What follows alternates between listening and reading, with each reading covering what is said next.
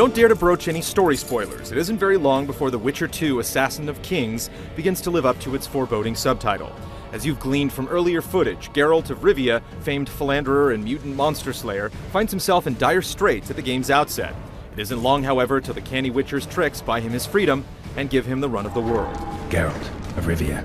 Veterans of Geralt's first romp through Temeria will immediately be taken aback by how much finer and more naturalistic the world looks. Where the original's Aurora engine-powered environments felt a bit shallow and flat in spite of their character, The Witcher 2 feels rich, multi-leveled, and complex, full of real-seeming nooks and crannies begging to be explored. 4 years in a custom-built engine evidently make quite a difference. What's that supposed to mean, damn it? More significant, however, are changes to the day-to-day business of witchering.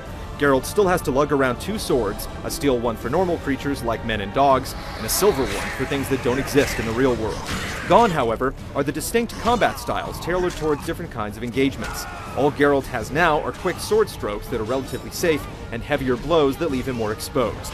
Judging from our experience with the preview version, the combat is a little less rhythmic and more reactive. Blocking is important, especially if you're fighting enemies wielding shields or two-handed weapons. Similarly, Geralt's roll move allows you to tumble across the battlefield, allowing you the space to bring his more devious tricks to bear. If you feel like you have a decent measure of the distance between you and your target, you can go for strong hits, but beware of reprisals. Damn it! We'll get him on the walls. Follow me, Witcher! Geralt is also an able magic user, fully proficient in the use of signs, as they're referred to in the game. In combat, this means you can hurl jets of flame, set down traps that stun your enemies, buff yourself with shields, and more.